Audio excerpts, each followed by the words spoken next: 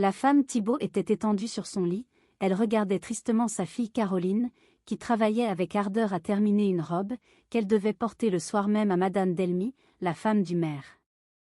Près du lit de la femme Thibault, Gribouille, jeune garçon de 15 à 16 ans, cherchait à recoller des feuilles détachées d'un livre bien vieux et bien sale. Il reprenait, sans se lasser, ce travail, qui ne pouvait réussir, parce qu'aussitôt qu'une feuille était collée, il la tirait pour voir si elle tenait bien, la feuille, n'ayant pas eu le temps de sécher, se détachait toujours, et Gribouille recommençait toujours sans humeur et sans colère. « Mon pauvre Gribouille, lui dit sa mère, tes feuilles ne tiendront jamais si tu tires dessus comme tu fais. Gribouille. Il faudra bien qu'elles tiennent, et que je puisse tirer sans qu'elles me viennent dans la main, je tire bien sur les autres feuilles, pourquoi ne pourrais-je pas tirer sur celle-ci? La mère. Parce qu'elles sont déchirées, mon ami. Gribouille. C'est parce qu'elles sont déchirées que je veux les raccommoder. Il me faut un catéchisme, n'y a pas à dire, monsieur le curé l'a dit, madame Delmy l'a dit. Caroline m'a donné le sien, qui n'est pas neuf, et je veux le remettre en bon état. La mère. Laisse sécher les feuilles que tu recolles, si tu veux qu'elles tiennent. Gribouille. Qu'est-ce que ça y fera? La mère. Ça fera qu'elles ne se détacheront plus. Gribouille. Vrai? Ah bien. Je vais les laisser jusqu'à demain, et puis nous verrons. Gribouille colla toutes les feuilles détachées, et alla poser le livre sur la table où Caroline mettait son ouvrage et ses papiers. Gribouille. Auras-tu bientôt fini, Caroline? J'ai bien faim, il est l'heure de souper. Caroline. Dans 5 minutes, je n'ai plus que 2 boutons à coudre. Là. C'est fini. Je vais aller porter la robe et je reviendrai ensuite tout préparer. Toi, tu vas rester près de maman pour lui donner ce qu'elle te demandera. Gribouille. Et si elle ne me demande rien? Caroline, riant. Alors tu ne lui donneras rien. Gribouille. Alors j'aimerais mieux l'aller avec toi, il y a si longtemps que je suis enfermée. Caroline. Mais, maman ne peut pas rester seule, malade comme elle l'est. Attends. Je pense que tu pourrais porter cette robe tout seul chez Madame Delmy. Je vais la bien arranger en paquet, tu la prendras sous ton bras, tu la porteras chez Madame Delmy, tu demanderas la bonne et tu la lui donneras de ma part. As-tu bien compris? Gribouille. Parfaitement. Je prendrai le paquet sous mon bras, je le porterai chez Madame Delmy, je demanderai la bonne et je le lui donnerai de ta part. Caroline. Très bien. Va vite et reviens vite, tu trouveras au retour ton souper servi. Gribouille saisit le paquet, partit comme un trait, arriva chez Madame Delmy et demanda la bonne. À la cuisine, mon garçon, première porte à gauche, répondit un facteur qui sortait. Gribouille connaissait le chemin de la cuisine, il fit un salut en entrant et présenta le paquet à Mademoiselle Rose. Gribouille. Ma sœur vous envoie un petit présent, Mademoiselle Rose, une robe qu'elle vous a faite elle-même, tout entière, elle s'est joliment dépêchée, allez, pour l'avoir finie ce soir. La bonne. Une robe? À moi. Oh. Mais que c'est donc aimable à Caroline. Voyons, comment est-elle? Mademoiselle Rose défit le paquet, et déroula une jolie robe, en jaconas rose et blanc. Elle poussa un cri d'admiration, remercia Gribouille. Dans l'excès de sa joie, elle lui donna un gros morceau de galette et un gros baiser, puis elle courut bien vite dans sa chambre pour essayer la robe, qui ne trouva aller parfaitement. Gribouille, très fière de son succès, revint à la maison en courant. J'ai fait la commission, ma sœur. Mademoiselle Rose est bien contente, elle m'a embrassée et m'a donné un gros morceau de galette, j'aurais bien voulu le manger, mais j'ai mieux aimé le garder pour t'en donner une part et une autre à maman. Caroline. C'est très aimable à toi, Gribouille, je t'en remercie. Voilà tout juste le souper servi, mettons-nous à table. Gribouille. Que avons-nous pour souper? Caroline. Une soupe aux choux et au lard, et une salade. Gribouille. Bon. J'aime bien la soupe aux choux, et la salade aussi, nous mangerons la galette après. Caroline et Gribouille se mirent à table. Avant de se servir elle-même, Caroline eut soin de servir sa mère, qui ne pouvait quitter son lit par suite d'une paralysie générale. Gribouille mangeait en affamé, personne ne disait mot. Quand arriva le tour de la galette, Caroline demanda à Gribouille si c'était Madame Delmy qui la lui avait donnée. Gribouille. Non, je n'ai pas vu Madame Delmy. Tu m'avais dit de demander la bonne, et j'ai demandé la bonne. Caroline. Et tu ne sais pas si Madame Delmy a été contente de la robe? Gribouille. Ma foi, non, je ne m'en suis pas inquiétée, et puis, qu'importe qu'elle soit contente ou non. C'est Mademoiselle Rose qui a reçu la robe, et c'est elle qui l'a trouvée jolie et qui riait, et qui disait que tu étais bien aimable. Caroline, avec surprise. Que j'étais aimable. Il n'y avait rien d'aimable à renvoyer cette robe. Gribouille. Je n'en sais rien, je te répète ce que m'a dit Mademoiselle Rose.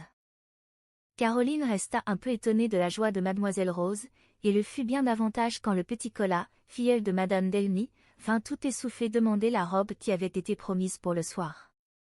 Caroline. Je l'ai envoyée il y a 1 heure, c'est Gribouille qui l'a portée. Colas. Madame Delmy la demande pourtant, faut croire qu'elle ne l'a pas reçue. Caroline, à Gribouille. Ne l'as-tu pas donnée à Mademoiselle Rose? Gribouille. Oui, je l'ai donnée de ta part, comme tu me l'avais dit. Caroline. C'est donc Mademoiselle Rose qui aura oublié de la remettre.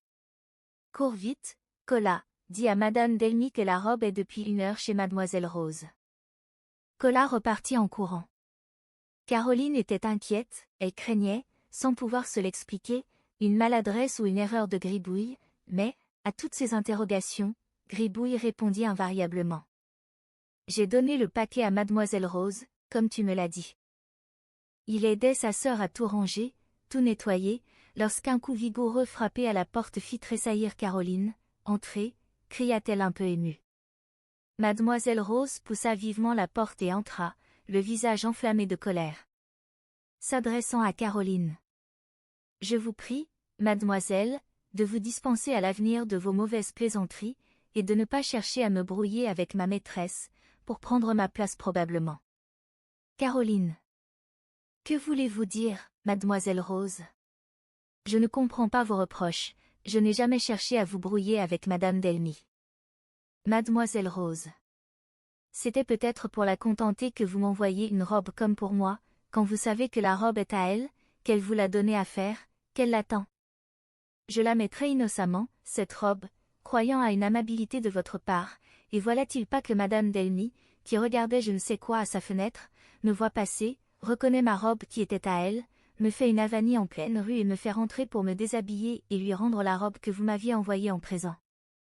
Et encore que j'ai eu la bêtise de donner une galette à votre imbécile de frère, qui s'est fait le complice de votre méchanceté. Caroline. Ce que vous me dites me surprend beaucoup, mademoiselle Rose. J'avais dit à mon frère de vous porter la robe, je pensais que vous la remettriez à Madame Delmy, comment pouvais-je croire que vous la recevriez comme un présent de moi, pauvre fille, qui ait de la peine à faire vivre ma famille? Et quant à mon frère, il s'est acquitté de la commission que je lui ai donnée, et je ne pense pas qu'il mérite aucunement vos injures. Mademoiselle Rose. C'est bon, mademoiselle. Excusez-vous comme vous pouvez, mais je vous préviens que, si vous voulez me faire renvoyer de chez Madame Delmy pour prendre ma place, vous n'y resterez pas. Madame est capricieuse et avare, elle paye peu et regarde à tout, elle vous compte les bûcheux. T'es la chandelle, elle enferme le sucre, le café, les confitures, le vin, tout enfin, c'est une maison de rien, une vraie baraque, avec ça, des enfants qui vont et viennent, qui vous arrivent les uns suivant les autres. Ce n'est pas tenable, et je vous le dis d'avance pour que vous sachiez ce qui en est. Caroline. Je n'ai aucune envie d'entrer chez Madame Delmy, je vous assure, vous savez bien que j'ai ma mère et mon frère que je ne puis quitter. Mais, si la maison est si mauvaise, pourquoi y êtes-vous depuis 1 an, et pourquoi paraissez-vous si fâché à la pensée que j'ai voulu vous en faire sortir? J'ai toujours vu Madame Delmy bonne pour tout le monde, et surtout pour vous mademoiselle Rose, dans votre maladie d'il y a 3 mois, elle vous a bien soigné, ce me semble, elle vous a fait veiller 3 nuits, et elle ne vous refusait rien de ce qui pouvait vous être bon et agréable. Vous devriez lui en avoir de la reconnaissance et ne pas parler d'elle comme vous venez de le faire. Mademoiselle Rose. Je n'ai pas besoin de vos leçons, mademoiselle, je sais ce que j'ai à dire ou à ne pas dire. Je vois d'après vos paroles que vous savez flatter Madame Delmy pour en tirer de l'argent, mais je saurai vous déjouer, et vos robes n'iront plus si bien à l'avenir. Votre réputation de bonne couturière va souffrir, allez. Caroline. Pourquoi mes robes n'iraient-elles plus comme avant, si je les soigne tout autant? Je fais de mon mieux, le bon Dieu a protégé mon travail, il ne me retirera pas son appui. Mademoiselle Rose. Oui, oui, ma belle, compte là-dessus, je vous donnerai un coup de main à l'occasion, les ciseaux par-ci, un pli par-là, et vous verrez ce que deviendra votre beau talent en robe et manteau. Caroline. Pas possible, mademoiselle Rose, vous ne feriez pas une méchanceté pareille. Gribouille. Que veut-elle te faire, ma sœur? Dis, je saurais bien l'en empêcher. Mademoiselle Rose. Toi, imbécile, tu m'empêcheras d'arranger les robes à mon idée pour qu'elles aillent comme je l'entends. Je t'en défie, idiot. Gribouille. Il n'y a pas que Madame Delmy dans le pays, méchante vieille fille, et je vous ferai votre réputation, moi aussi, si vous faites du mal à ma sœur. Mademoiselle Rose, avec colère. Vieille fille. Qu'est-ce à dire? Vieille fille. J'ai refusé plus de 20 maris, et... Gribouille. Je demande les noms, mademoiselle. Un seul, si vous pouvez. Mademoiselle Rose. Les nains. Les nains. Comme si on pouvait se souvenir de tout ça. Gribouille. Un seul. Voyons, un seul. Mademoiselle Rose. D'abord, il y a Taillochon du Moulin. Gribouille. Un bossu? Une bosse plus grosse que lui, les jambes torses, un museau de singe, voilà-t-il un beau mari? Madame Taillochon, il vous va à la hanche. Mademoiselle Rose. Aussi n'en ai-je pas voulu, imbécile. Et puis Boursiflot, l'épicier. Gribouille. Épicier de 4 sous avec le nez de travers, la joue droite grosse comme une tête, ivre du matin au soir et du soir au matin. En voilà un. Fameux mari. S'ils sont tous de ce numéro, vous feriez bien de ne pas vous en vanter. Boursiflot. Vraiment. Et Taillochon. En voilà-t-il une bonne? Il y a du choix tout de même. Mademoiselle Rose, irritée au plus haut degré des observations de Gribouille, s'élança vers lui pour lui faire sentir la force de son poing, mais Gribouille, devinant l'attaque, et leste comme on l'est à 15 ans, saisit une chaise, qu'il éleva entre lui et son ennemi au moment où le bras est lancé, elle allait lui appliquer le plus vigoureux soufflet qui ait jamais été donné, le blessé ne fut pas Gribouille, ce fut le bras de Mademoiselle Rose, qui rencontra la chaise et qui retomba sans mouvement. Mademoiselle Rose poussa un cri de douleur, en même temps que Gribouille poussait un cri de triomphe.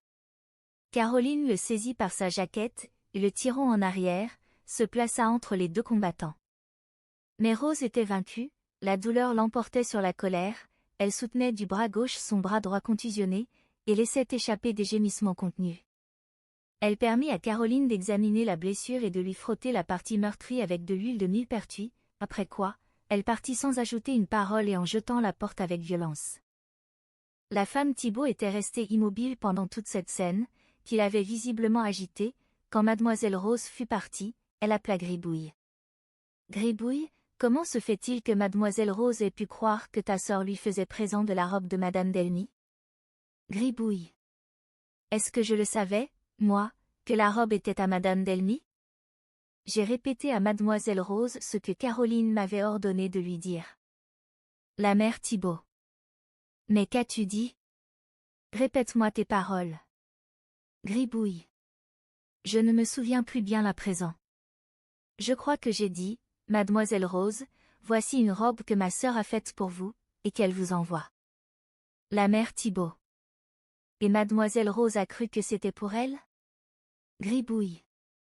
Bien sûr, puisque je l'ai cru moi-même, et si je l'ai cru, pourquoi, ne l'aurait-elle pas cru aussi? Caroline.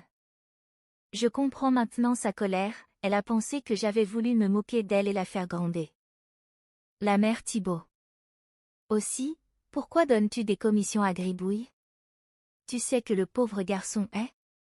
Caroline, vivement. Bien complaisant, et fait tout ce qu'il peut pour bien faire, je le sais, maman, il est si content quand il me rend service. Gribouille. Bonne Caroline. Oui, je voudrais te rendre toujours service, mais je ne sais comment il arrive que les choses tournent contre moi, et qu'au lieu de t'aider je te fais du mal. C'est bien sans le vouloir, va. La mère Thibault. Alors pourquoi te mêles-tu de ces affaires, mon ami, puisque tu sais que tu n'as pas l'intelligence de les bien faire? Caroline. Oh. Maman, il m'est souvent très utile. Gribouille, avec tristesse. Laisse, ma bonne Caroline, tu as déjà arrêté maman tout à l'heure, quand elle a voulu dire que j'étais bête. Je sais que je le suis, mais pas tant qu'on le croit. Je trouverai de l'esprit pour te venger de mademoiselle Rose, sois-en sûre. Caroline. Gribouille, je te le défends, pas de vengeance, mon ami, sois bon et charitable, pardonne à ceux qui nous offensent. Gribouille. Je veux bien pardonner à ceux qui m'offensent, moi, mais jamais à ceux qui t'offensent, toi. Toi si bonne, et qui ne fait de mal à personne. Caroline. Je t'en prie, Gribouille, n'y pense pas davantage, défends-moi, je le veux bien, comme tu l'as fait si vaillamment tout à l'heure, mais ne me venge jamais. Tiens, ajouta-t-elle en lui présentant un livre, lis ce passage de la vie de notre Seigneur Jésus-Christ, tu verras comme il pardonne tout et toujours, et tâche de faire comme lui. Gribouille prit le livre, qu'il se mit à lire attentivement.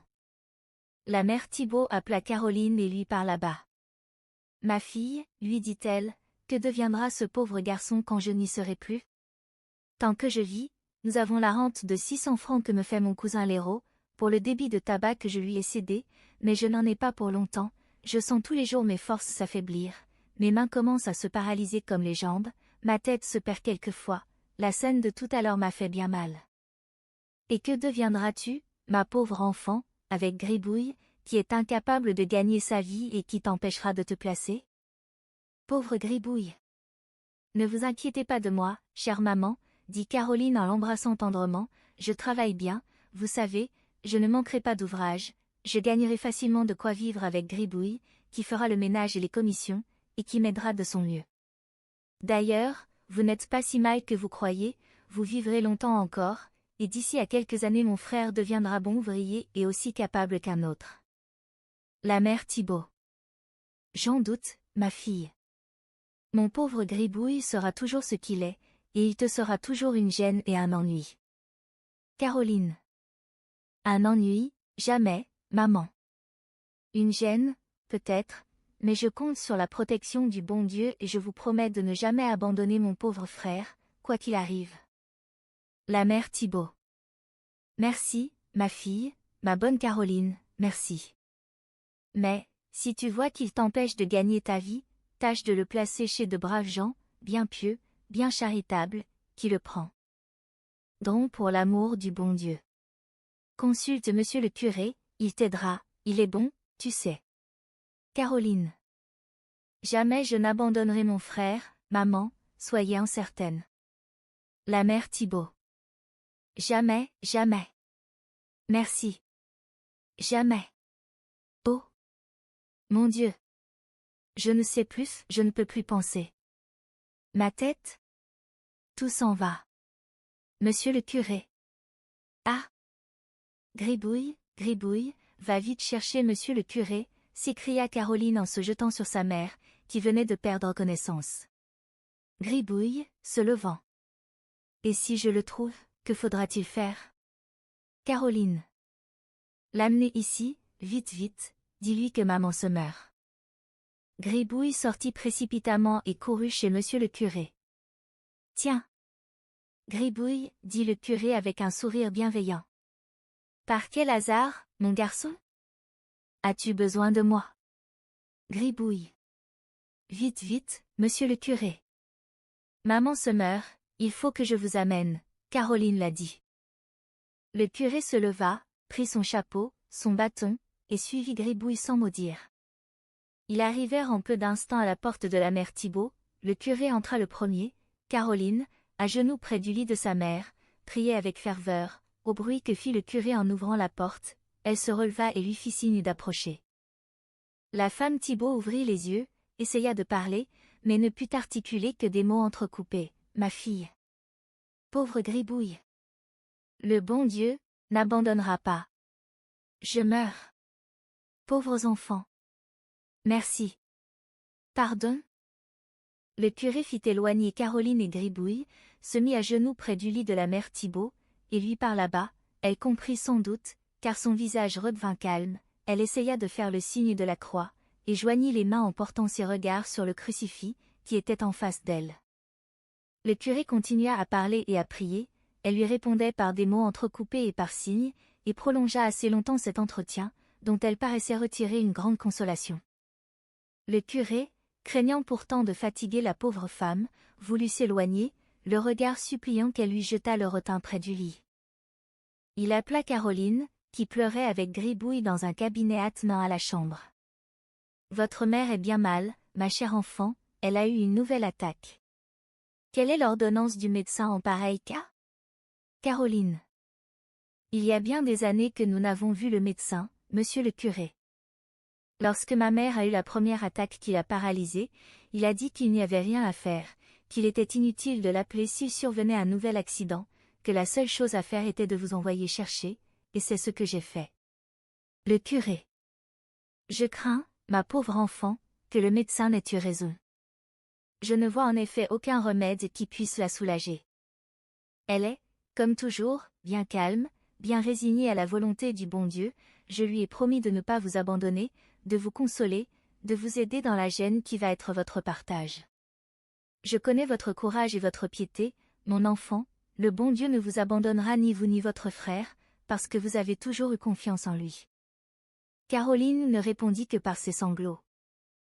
Gribouille sanglotait toujours dans le cabinet où il s'était réfugié, mais ses larmes coulaient plutôt par le chagrin qu'il ressentait de voir pleurer sa sœur, que par l'inquiétude que lui donnait l'état de sa mère, dont il ne comprenait pas la gravité.